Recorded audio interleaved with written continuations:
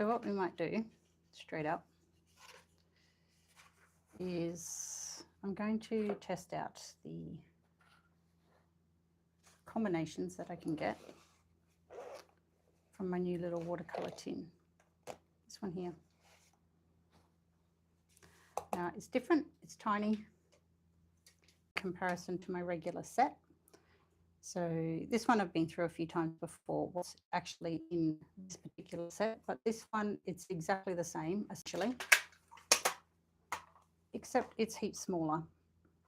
So you can see that in comparison, it's a very small kit. But having said that, I can still fit 12 different colors in there. And what I will do is I'm not going to keep all of these colors, but I do want to experiment with them and see what kind of combinations and colors and things like that I can get out of something this small. So I was just going to spend some of today just doing exactly that. Trying to find combinations of colors that I like that work together. So just like normal, I have everything set up in front of me. I've got a couple of jars of water. I've just used the bottom of a plastic water bottle for this stage, paper towel, and a very small selection of brushes. So my brushes always pretty much stay the same. I'm going to use the travel dagger brush for today. And hopefully the sound is coming through okay. I had trouble with that last time. So I'm just going to see what kind of mixes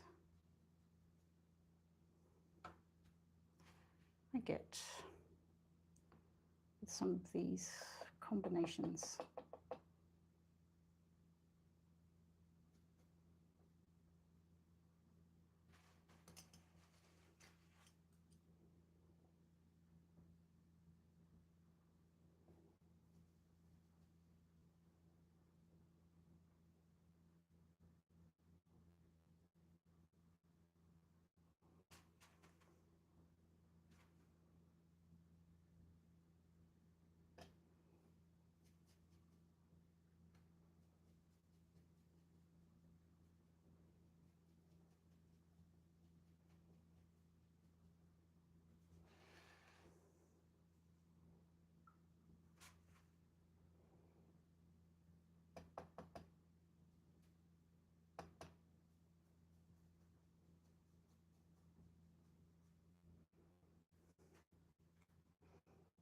It's interesting because they do make some very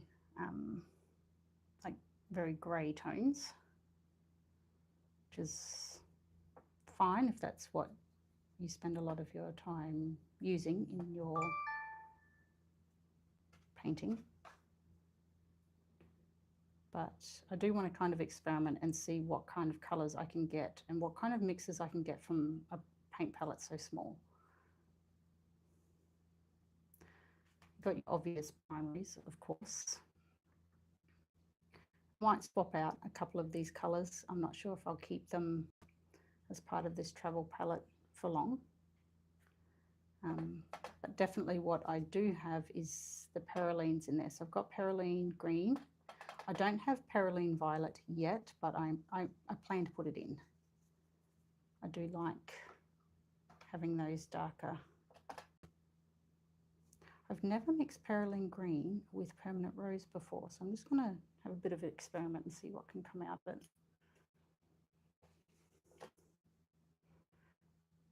And this is part of playing with your colours that I recommend in the course, because you don't know what you'll get if you don't play with what you have. Colours, they react differently with each other, like these two. I'm just going to play again with the permanent rose and the perylene violet. Just mixing it on the page. Like this is a interesting purple. Might try and do the same.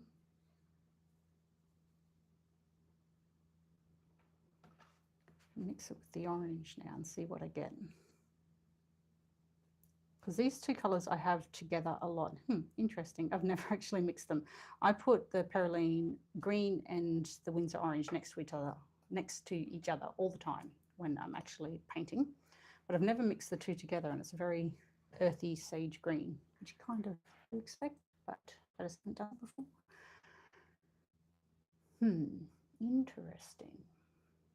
Interesting. I did play earlier too with the Perylene green, sorry, and the Viridian. And it kind of makes the Perylene just pop a little bit more. I quite liked that combination. That was good. So I think for this particular palette, it's going to lean more towards like earthy colours. Definitely if I keep in the turquoise, the permanent rose. I don't have much choice when it comes to a yellow. I've kept my gold in there. I have been missing my silver with it, to be honest, though. I'll definitely keep the gold in there. It's something that I use very often.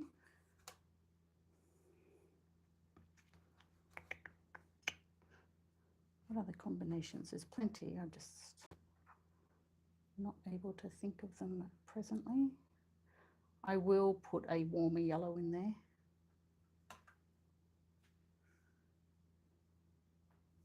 And I will take out this, I think it's burnt umber. I will take that out eventually because it's not a colour that I use frequently.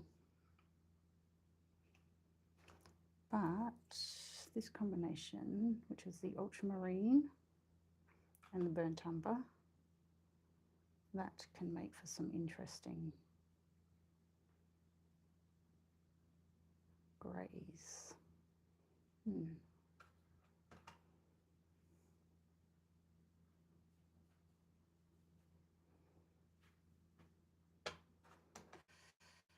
I guess the same would go for the orange and the burnt umber. They would make a good combo. Yeah, they do. Instinctively, it's not something I would necessarily put together, but they make a really good combination. That works well. That is pretty good. All right, that is good to know. So I have been playing around with the faces of late. I'm just going to keep doing that. Should let that dry a little bit. So this is a print of something that I did earlier. This is going out in the mail club for this month. Yeah, this little print of a little shop house down in the south of Thailand. It was very cute, and with the overhead wires that go across everything. So I thought it was really interesting because I'm not an urban sketcher. I don't usually sketch when I'm out and about, but this one was quite good because it made me practice. It made me practice and do something that I don't normally do. So I'm just going to use that print to dry that off. I'm going to be turning the page. This is just in my sketchbook, so it is a nice, relaxing thing to do in your sketchbook. I have another small sketchbook. I might use that while I wait for that to dry. So this is the small sketchbook, which is always a lot of fun. I did this face on the last live, but something was wrong with my microphone, so the audio is quite annoying. I'm just going to finish off colouring this in. A lot of my abstracts end up like this, just a result of just playing around, making shapes.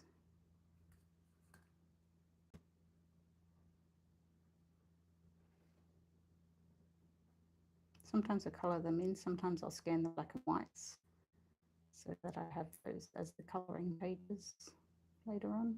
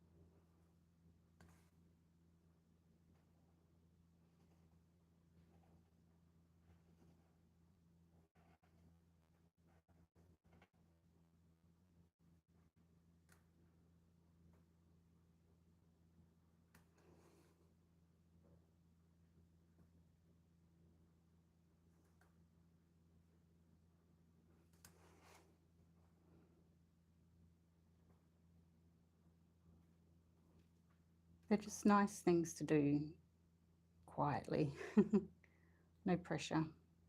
Doesn't have to turn out. It usually does, to be honest. Just because there's no pressure to create a certain thing. You just add it as you see fit. Some you like more than others, but I think that's normal. It's part of the creative process. It's just putting marks down on the paper.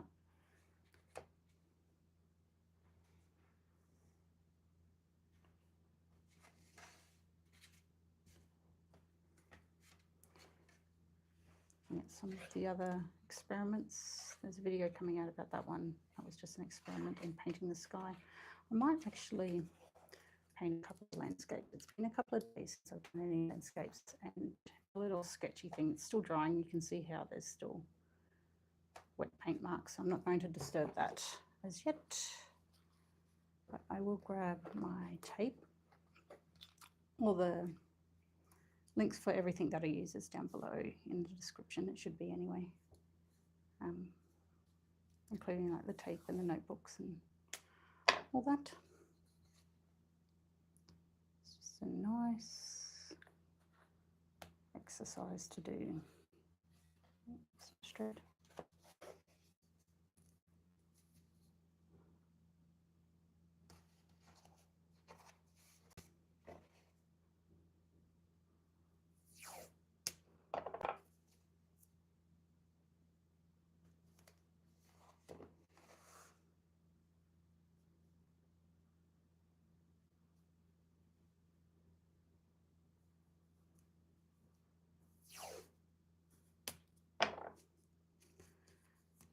So this tape, I have rarely, if ever, had a problem with it lifting the paper underneath. It's kind of like Japanese electrical tape. I'm sure, like Japanese washi tape, that also works well, but I've never had a problem.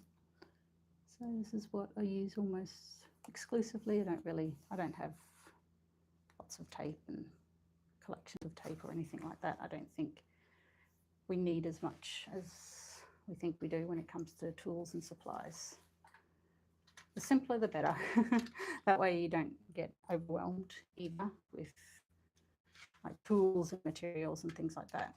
If you've got something quite simple, then it just makes the whole process of creating just that little bit easier. So actually I'm going to mix those because I mixed the orange and the green earlier. And I didn't mind, oh, it's just turned brown, hasn't it? Must be a different pigment. It is. It's okay.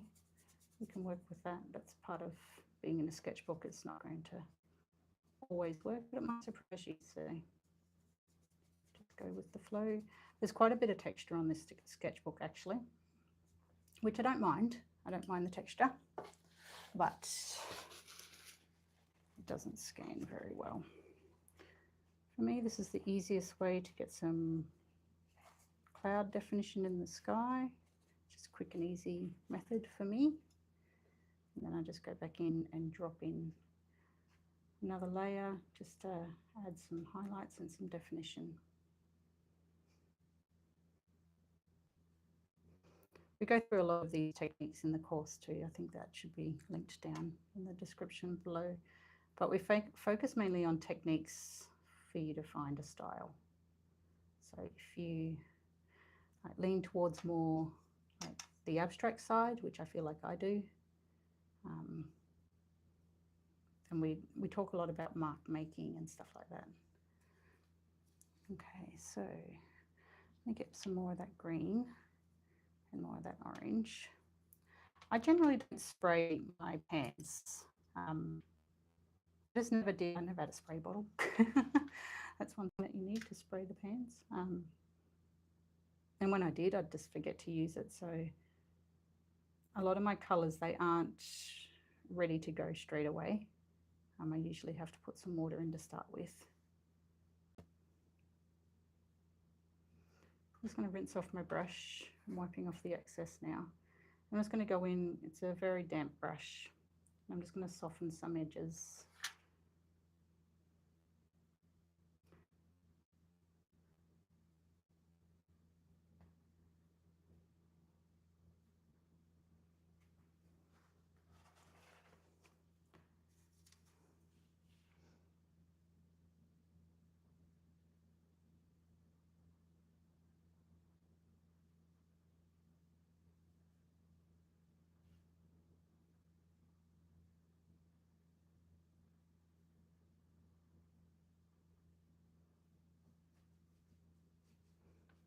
I might try and do something. I have been doing very earthy colours lately. I might actually try on the other side. This is what happens when you kind of sit down and you don't really have a plan. You kind of let the inspiration of the day take over. But it's a incredibly sunny day here today. So these colours feel a little bit heavy for the weather that it is showing me. So I'm kind of not feeling it. It's feeling a little bit flat and boring. So what I'll do is I'll let that little bit dry. And I'll paint something that's a little bit, I mean, I don't usually paint with these colours, but I feel a little bit inspired too because of the weather.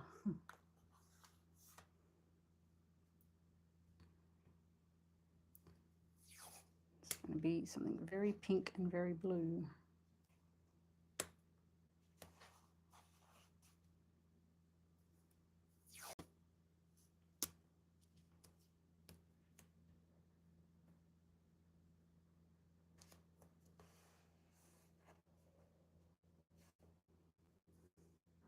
And ultimately, if it doesn't work, it doesn't matter. It's completely fine.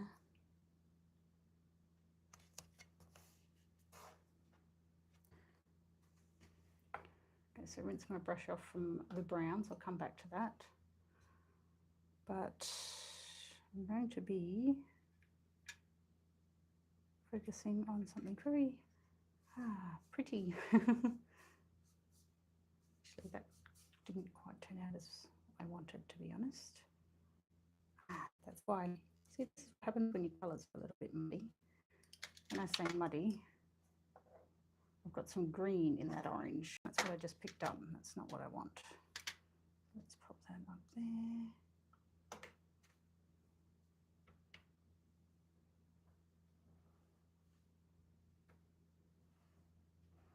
A little bit bright. And get a little bit of that blue. Don't know if I'm making this. Oh, that darkened it a little bit more than I wish. And this is the blue that I had in mind. Very candy like. And then what I'll do is I'll go over with darker passes of those colours just to saturate a bit more. Once it dries, it does lighten significantly. So you kind of get a feel for it though.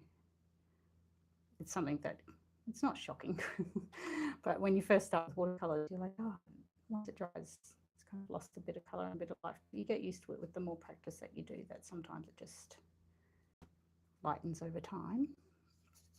There's a little bit of purple, which is quite bright and more in keeping with this colour palette. I'll pop that there. Hopefully that will make it.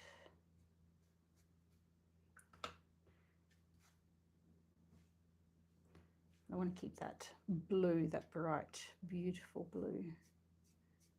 It is one of my favourite colours. It's the most expensive, I think, because of the ingredients, what it's made of. It's also very opaque, meaning that it doesn't stay super transparent. Okay, that's feeling a little bit more lovely.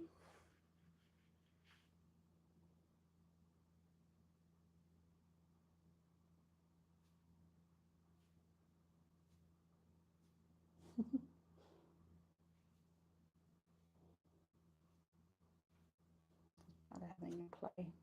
I don't know whether what I've got in my head will work, but we can try.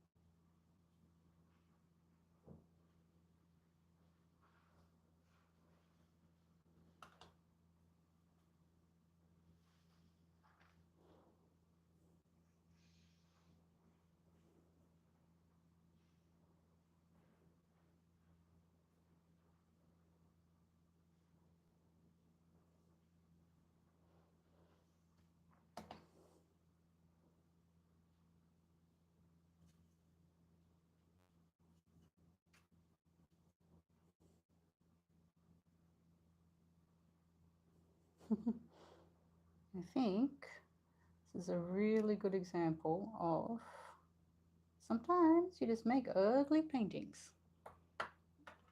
So it didn't work.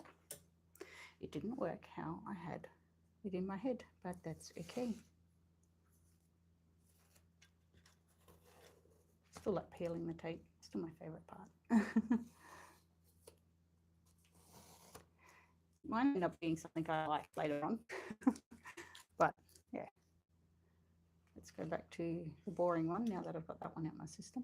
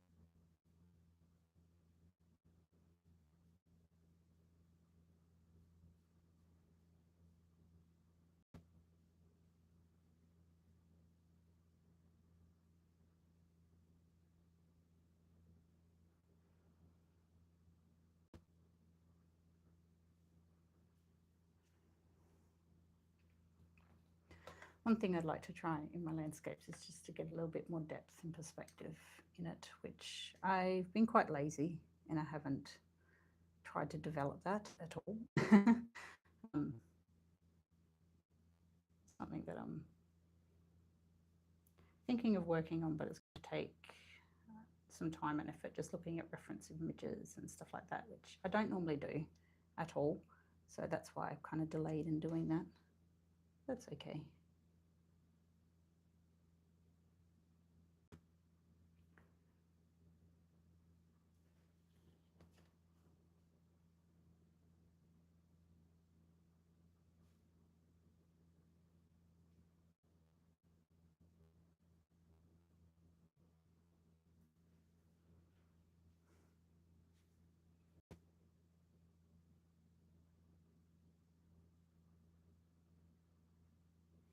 So I've gone back in with a darker mix of paint ratio to water, so less water, more paint, just darken up some of these little areas.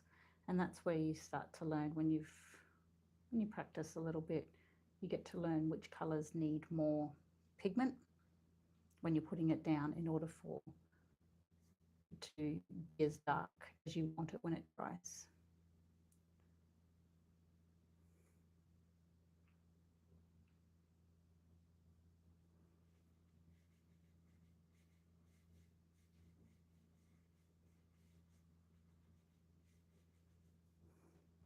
So I know this particular pigment, I think this one's a Payne's grey. It's a very dark pigment as it is, but it's just getting a feel for, okay, if it looks like this when it's wet, you get an idea just from experience that, oh, okay, if it looks like this when it's wet, that's what's it's gonna dry a certain way. Once it's dry, it's gonna look have like a different brightness or a different kind of depth of darkness And so you learn to adjust while you're painting and while the paper is still wet to how far to push it, like how far of an extreme to push it to get the color you want once it's dry. Like, for example, these bushes that I'm doing up here, I can tell from the way that the paint pigment is spreading out that when this dries, it's going to dry a certain color. But I do want some parts of that to be much darker. So I know I'm going to have to go in and I'm going to have to put a couple of little bits that at the moment feel too dark, but I know that they will dry a certain way and it will end up being the color that I want. And so that's all part of the practice as well.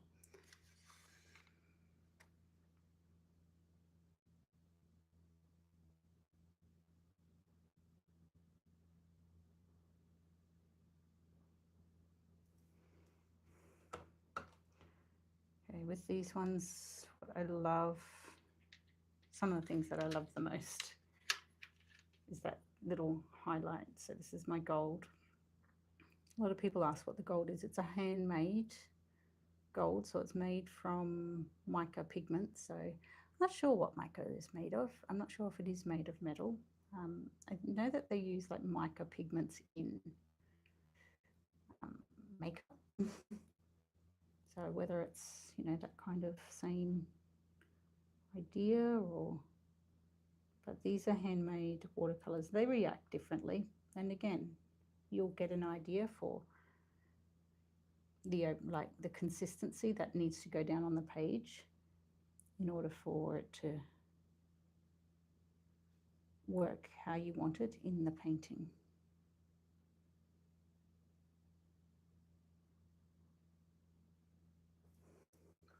So rinsing off the brush, and I've just got a brush and I'm going to go along and I'm going to feather out some of the gold on here. Hopefully I'm not too late. The gold dries at a different rate to the watercolor as well, so sometimes you nail it and other times it's a bit different.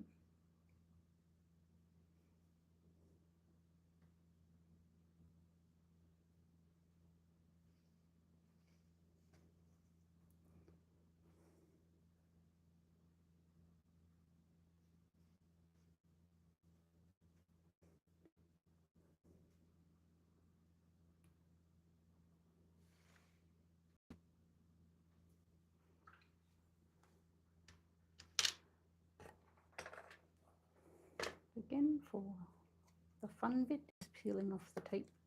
You can reuse this tape a number of times, basically until the water or the paint ends up going out underneath it. Sometimes I reuse this tape 4 or 5 times. I haven't today because I'm being lazy. It's funny, the one I didn't end up not liking at the start. Fix that little sun up a little bit more.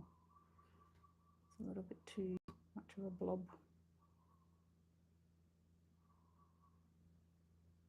So it's coming through the clouds a little. Yeah, that one ended up turning out kind of cute. I like this little section here, and that one didn't. And that's okay. You can see the one that we did earlier, that's to some extent dried. So I'm going to label it just so I remember, because I rarely come back and check on the videos. I don't keep a plan. So this one I know was like burnt umber and yellow, and this was burnt umber and orange. This was French ultramarine and burnt umber. Oh, I can't remember what that one was. This is why you do it now, why you do it. This one was, I remember that, this was Perylene green and permanent rose. That one. What was that one? Okay. This one was phthalo blue. Okay. This one was cobalt turquoise. orange, and in the middle there was permanent rose and perylene green. That one was just perylene green on its own. And I'll put a note that it's my foam palette, which is my mini one. I'm not sure who's with me still, but that was this little baby palette that I was testing out the colours for. And this one I think was Scarlet Lake. And this was Burnt Umber.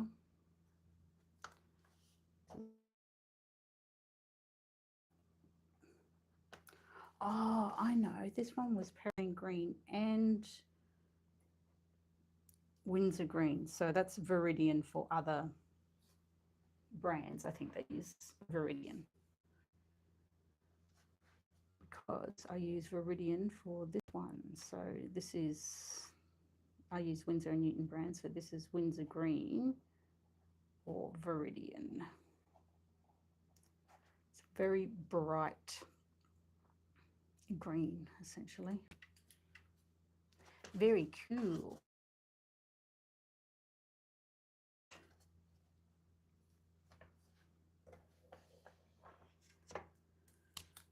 That is that.